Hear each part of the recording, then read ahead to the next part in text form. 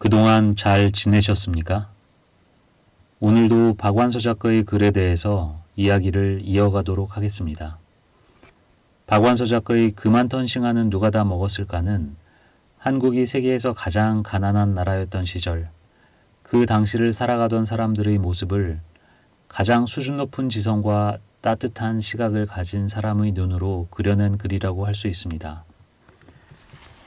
그만 턴싱하는 누가 다 먹었을까 와 연계된 또 다른 작품인 그 산이 정말 거기 있었을까라는 작품을 오늘 같이 한번 읽어보도록 하겠습니다. 이 글이 감동을 주는 이유는 박완서 작가 특유의 사람을 향한 따뜻한 시선이 함께 녹아있기 때문일 것입니다. 박완서 작가는 6.25 전쟁이 나기 직전 1950년에 서울대학교 물리과에 합격하여 입학을 앞두고 있는 상황이었습니다. 전쟁이 터지고 피란을 가지 못한 사람들은 공산치하가 된 서울에서 숨막히는 생존의 사투를 벌입니다. 그러나 납북을 피하며 견뎌낸 것도 잠시, 다시 서울을 점령한 국군들에게 적에게 협조했던 부역자가 아닌지 의심을 받는 어려움을 또다시 겪어야 했습니다. 한강 다리를 폭파시켜 많은 선량한 시민들의 피란을 막았던 국군의 적반하장이라고 할 수 있었습니다. 실제로 박완서 작가의 친척들 중에는 양쪽 군과 경찰에게 사상을 의심받아 죽음을 맞아야 했던 사람들도 있었습니다. 이 모든 순환을 견뎌낸 이후 박완서 작가와 가족들에게 찾아온 것은 밥을 벌어먹고 살아야 한다는 생활의 무게였습니다. 박완서 작가는 결국 미군 부대 내에 초상화를 그려주는 가게에서 호객행위와 회계를 담당하는 일을 하게 되었습니다. 서울대생이라서 영어를 잘할 것이라는 지금 우리가 생각하면 말도 안 되는 이유로 그 자리에 뽑힌 것이었습니다. 첫날 출근해서 호객행위를 하자니 차마 입이 안 떨어졌다고 합니다. 너무나 이해가 가는 상황입니다. 세상 경험도 없는 그 시절 어린 여대생이 지나가는 미군의 길을 막고 초상화를 그려줄 테니 들어오라는 말을 길거리 영어로 넉살 좋게 올려붙이는 일을 해야 한다니 정말 막막했을 것입니다. 그렇게 수줍게 자리에 앉아있는 채로 며칠이 지나자 가게 안에 있던 화가들이 술렁술렁 거렸던 것이지요. 영업을 맡은 사람이 그 역할을 못하면 화가들도 수입이 없어질 테니까요. 그렇게 시작한 박완서 작가의 미군 부대 초상화부 영업직 생활은 정말 생각지도 못했던 인연으로 이어집니다. 바로 근현대 한국의 가장 훌륭한 화가 중 한 명인 박수근 화백을 거기서 만나게 된 것입니다. 박수근 화백은 빨래터, 나무 등의 작품으로 유명한 우리나라의 대표 화가입니다. 이후에 40이 넘어서 작가로 등단한 박완서 작가는 박수근 화백의 유작전을 보고 나서 소설 남옥을 집필하고 등단하였습니다. 위대한 예술로는 서로 통하기라도 했던 것일까요? 여러분들은 어떻게 생각하시나요? 지금 우리나라를 생각하면 말도 안 되는 상황이지 않습니까? 한국을 대표하는 소설가와 화가가 미군 부대 초상화 가게에서 호객군과 초상화 화가로 일하고 있다니요. 참고로 그 가게는 미군들이 가지고 있는 아내나 여자친구의 사진으로 초상화를 그려서 파는 곳이었습니다. 미군들은 그 초상화를 본국에 있는 아내나 애인에게 선물로 보내곤 했답니다. 지금 이 영상을 보고 계시는 분들 중에 그 시절을 어렴풋하게나마 기억하는 분들이 얼마나 계실지 모르겠습니다. 꿀꿀이죽에서 햄이나 바나나라도 나오면 복권이라도 당첨된 것처럼 좋아했던 그 시절을 말입니다. 지금에야 부대찌개를 맛있어하는 외국인들에게 그 역사를 설명해주는 재미있는 이야기거리라고 하지만 미군들이 잔반으로 요리를 해먹어야 했던 그 시절이란 생각만 해도 참으로 먹먹합니다. 한국 최고의 작가가 미군 부대 초상화 가게에서 호객꾼이 되고 한국 최고의 화가가 미군들 애인의 초상화나 그려주며 겨우 먹고 살던 그 시절을 말입니다. 미국은 전쟁으로 아무것도 남지 않은 세계 최빈국을 원조로 먹여 살리고 있었고 최고의 직장은 미군 부대였으며 모든 풍요로움의 대명사가 미국이었던 시절이었습니다. 그 후에도 꽤 오랫동안 미군 클럽은 우리나라 가수들이 꿈에 그리는 무대였습니다. 패티김, 트윈 폴리오, 펄시스터즈, 조영남, 신중현 등 우리나라의 내노라 하는 가수들이 미군 부대 클럽이라는 무대에서 꿈을 펼쳤습니다.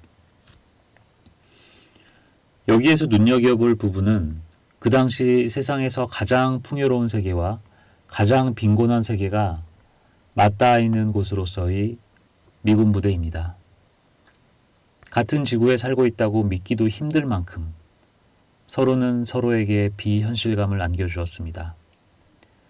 박완서 작가는 이러한 비현실감을 책에서 이렇게 묘사합니다. 허 사장이 그리로 들어가서 무슨 얘긴지 하는 동안 나는 달리 눈길을 줄 데도 없고 해서 막연히 진열장 안을 들여다보고 서 있었다.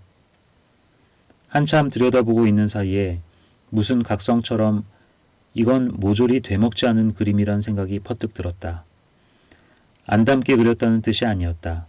사진의 얼굴들은 예쁜 얼굴, 덜 예쁜 얼굴, 날카로운 얼굴, 뚱뚱한 얼굴, 늙은 얼굴, 젊은 얼굴, 어린 얼굴 등 제각각이었지만 그들 서양 여자들의 표정엔 뚜렷한 공통점이 있었다.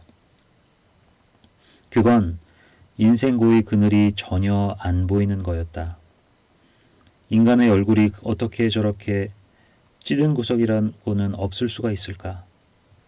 우리들한테는 갓난아기만 면하면 벌써 생기는 신선하고 고달픈 생활의 그늘이 그들에겐 늙도록 나타나지 않았다. 그래서 그들은 늙어도 어린애처럼 철딱선이라고는 없어 보였다. 그러나 초상화는 달랐다. 화가의 붓질은 사진에는 없는 그늘을 그려놓고 있었다.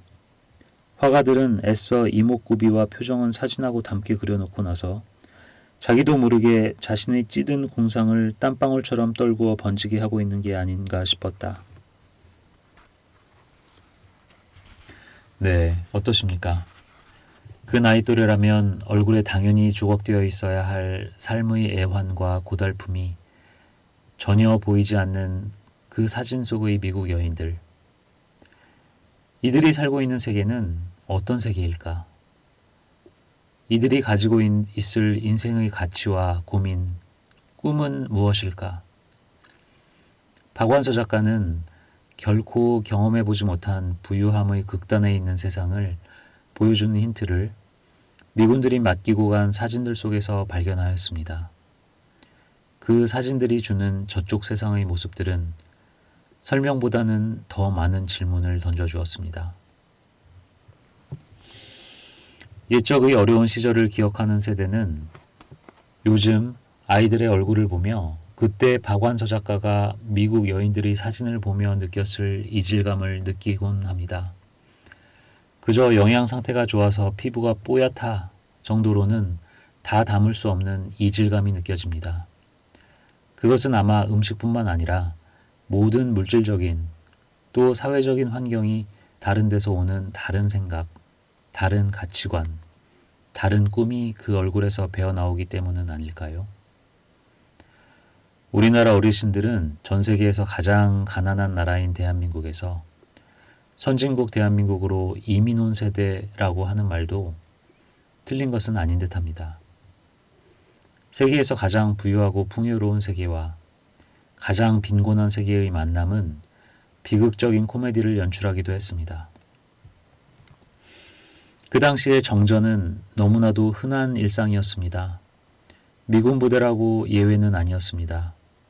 미군들은 당시 규정상 정전이 되어 냉장고가 꺼진 상태에서 몇 시간이 지나면 그 안의 음식들은 모두 폐기 처분해야 했습니다. 어느 날 정전이 되고 규정된 시간이 지나자 미군들은 냉장고에 보관 중이던 소고기를 폐기 처분하기로 하였습니다. 당연히 한국 국무원들이나 기지 밖의 우리나라 사람들에게는 그 소고기를 땅에 묻어버린다는 것은 천부당 만부당한 일이었죠. 이 사건을 그린 소설의 일부분을 인용해 보겠습니다. 전기가 나가면 장사가 잘 안 되는 것은 정한 이치였지만 다음날 매정이 웅성거리고 노무자들까지도 수군대는 게 심상치 않았다. 알고 보니 스낵바의 대형 냉장고도 정전이 된 동안 가동이 안 돼 그 안의 고기가 다 못쓰게 됐다는 것이었다. 스낵바에서 솔솔 끼쳐오는 햄버거의 감미롭고도 느끼한 냄새는 시장할 때 아니라도 오장을 자극하고 생각하는 데까지 영향을 미쳤다.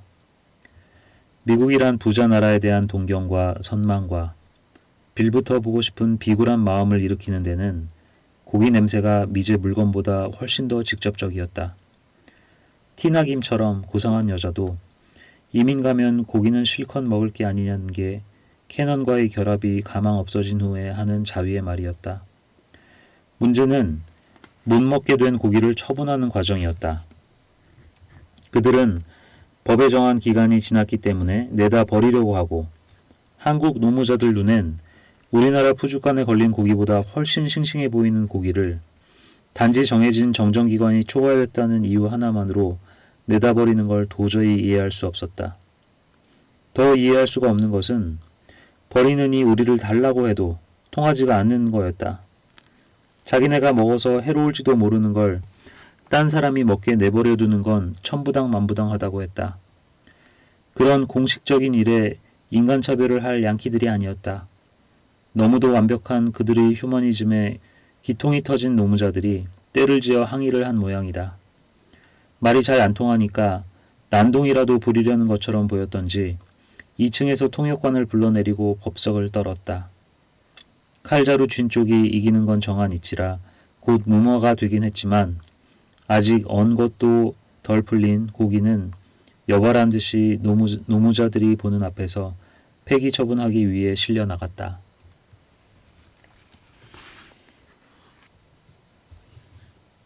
요즘처럼 풍요로운 시절을 살고 있는 우리가 보기에는 코미디 같은 상황이지만 그 당시 먹고 사는 것이 지상 과제였던 사람들에게는 결코 웃을 수 없는 일이었을 것입니다.